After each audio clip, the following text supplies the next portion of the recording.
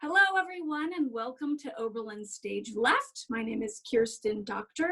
I'm the Associate Professor of Viola and Chamber Music at Oberlin, and I'm delighted to be joined by my new colleague on violin, Francesca dePasquale. Hello, Francesca. Hello, Kirsten. Thank you so much for that lovely introduction. Oh, of course. Well, I'm just thrilled and so excited to see you in the hall and at Bibbins and you know, masked and maybe just waving down the hallway, and certainly looking forward to the day that we get to do a little bit more than that and have the chance to collaborate. I would like to just give everybody a little bit of a short bio for Francesca. She was the 2010 winner of the Irving M. Klein International String Competition and recipient of a career grant from the Lenore Annenberg Fellowship Fund for Performing and Visual Arts. Her self-titled debut album was released in 2016, including works by Solo Bach and commission from composer Paula Prestini. Prestini, yeah. Beautiful. Okay. I just wanted to make sure I say it right, for violin and electronics, and it's gorgeous. It's on her website. Check it out. It's really, really delightful. Francesca has performed on series such as the Philadelphia Chamber Music Society, National Sawdust, and California Music Center. As a member of the Lithia Piano Trio, she has given performances at the Lincoln Center, the Kennedy Center in DC, and in China a couple times. The trio went on tour there. In addition to joining the faculty of Oberlin Conservatory of Music, Francesca is a member of the violin faculty for the Juilliard School pre-college program, and also on the violin faculty for the Heifetz International Music Institute and its program for the exceptionally gifted, as well as assistant chamber music faculty emeritus for the Perlin Music Program in Sarasota. And Francesca was a student back in the day of Itzhak Perlman, Catherine Cho, and Robert Lipsett, among others. And I should say that I had the pleasure of having known Francesca for a very long time. I won't say anybody's age, but we'll just say that you were a student and I was not. Absolutely. At Encore School for Strings, and then a few years after that at Yellow Barn. So yeah, that's incredibly special, and I just am so grateful for those experiences with you, and to be your colleague now is just incredible. So I'm so excited. So I want to just tell everybody a little bit about how this project came to be, and I was kind of surprised and delighted to get an email back in maybe early April from a friend of mine, actually in Australia, who runs a program in Fort Worth, Texas, called the Mimir Chamber Music Festival. And it's something that I'd been associated with for a long time. And he said, well, we're trying to figure out how to do this festival online and with people from throughout the world. And well, couldn't you and Francesca play something together? And I said, well, I don't think she's even moved to Oberlin yet. And what are you talking about? But sure enough, Francesca, you got out of New York and moved house at the beginning of all this. How was that? I did. It was really fortuitous timing, not just for our eventual collaboration, but just generally for the timing of the pandemic. My house, my new lovely home here in Oberlin, became available 1 whole month earlier than planned. New York is happily doing much better now, but at that particular moment, at the end of March, it was really looking quite bleak. And so when the opportunity to move earlier than I had planned arose, I just sort of made this decision very quickly to leave New York and to come to Oberlin. And I quarantined upon arrival, actually for 3 weeks, just to be really sure, even though I didn't have any symptoms. And it was really such a calm respite. I can't even begin to describe the feeling of arriving here. I hesitate to call it spring because it still snowed a few times. Yes, it did. But to be surrounded by just this peaceful atmosphere, to be surrounded by nature, and just to quite literally have more breathing room was really something I just feel like so grateful for, especially at that particular moment. So I feel very happy to be here, and I certainly was delighted that it meant that we could collaborate even sooner than I had ever thought we would. And yeah, I'm so glad we got to, because who knows when that's going to happen again. It also so happened there was a wonderful pianist in the area, Adam Golka, who also had a sort of a relationship with the Mimir Festival. So that's how that all came together. So there we are. We were piano, violin, and viola. And while I'm sure there's some wonderful repertoire originally for that trio, none really sprung to mind. The one that I sort of knew about was an arrangement of Mozart Kegelstadt Trio, but Francesca said, how about the Brahms? Because that was a piece that you had played a lot before, and with excuses to my new horn colleague, Jeff, forgive me, but Francesca, can you tell us a little bit about the piece and the origins, and did Brahms say really it was okay for viola to take over?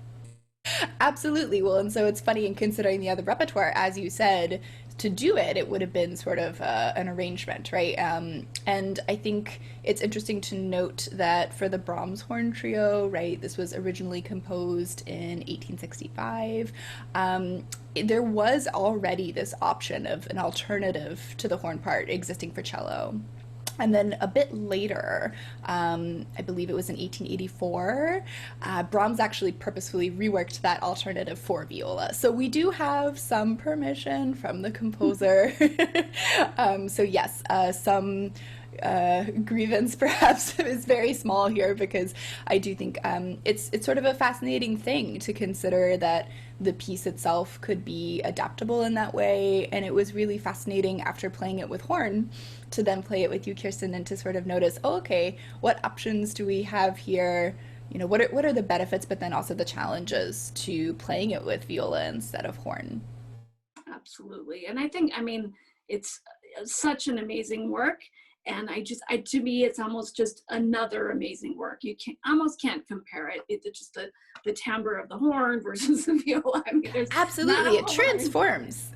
Absolutely, it kind of transforms it into something in and of itself, right, in this way. So that was such a beautiful experience.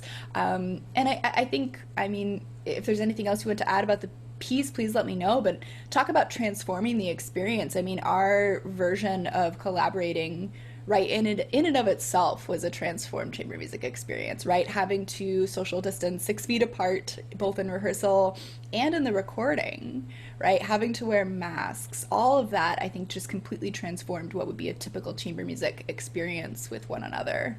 Absolutely. Well, I remember coming to your beautiful new home. I got to meet your cat before he had to go into cat quarantine upstairs, I think.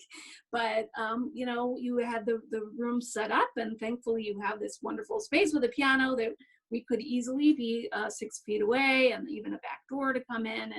And I think, I mean, probably your experience having been in New York and how serious this was in March, that maybe parts of the rest of the country didn't quite see the full force of. You know, I really appreciated that you were taking it so seriously, that we took it so seriously. We had 2 rehearsals purely wearing masks. And I remember we thought, okay, well, tomorrow when we show up in Clonick, maybe we'll wear our masks to get in.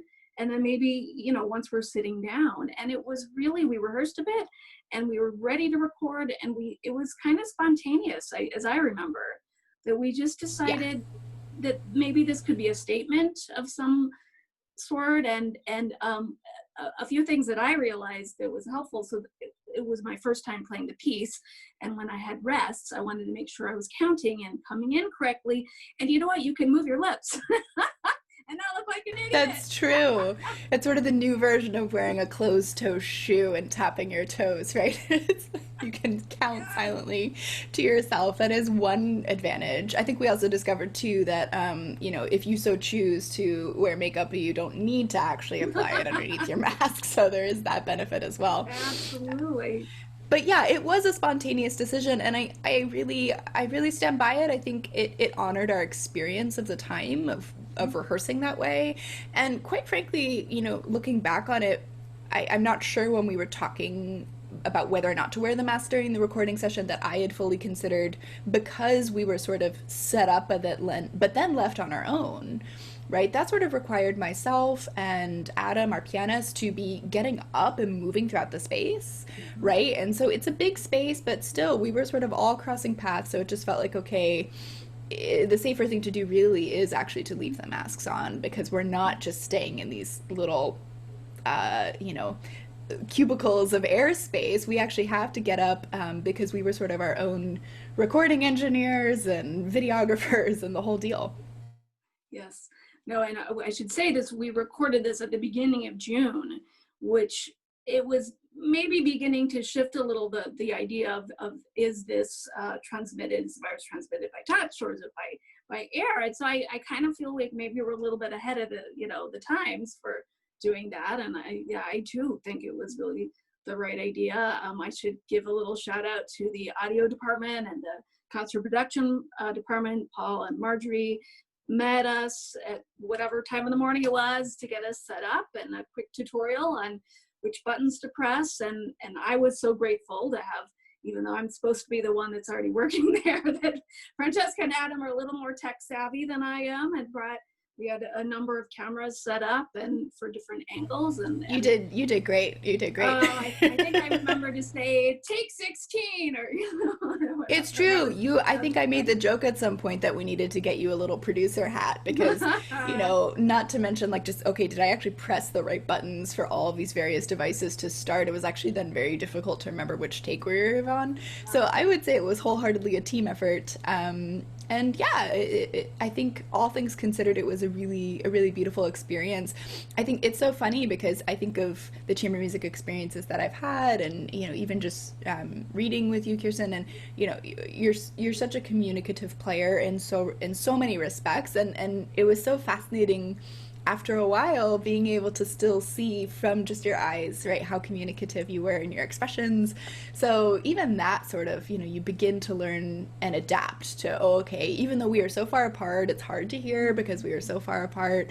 I can't actually see so much of your face, but yet we're able to then rise to that challenge and discover what's there. And I think it was actually really rewarding to do that. Well, the feeling is mutual, and you have very expressive eyes, so that was, I sort of knew, even we can't see the smile on the actual mouth, but we could see it certainly through the eyes. And I think, again, for me, that was my first experience with a piece that sort of sitting that far apart. Do you know what I mean? Like, I didn't have anything to compare it to directly, and I right. I imagine it'll be very jarring for you to play it in normal distance in the future.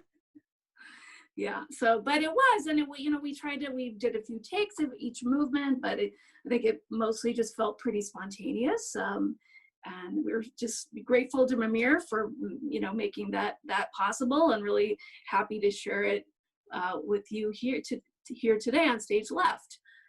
Absolutely. It was so unbelievably generous of everyone at Oberlin to allow us to record in Clonick, and the fact that we can now share this with the Oberlin community for Stage Left feels really, really wonderful. So maybe with that, should we say, welcome to Stage Left. I just realized that's going to be latently awkward. And it will be latently awkward. It will be latently awkward. They can cut this if they want to.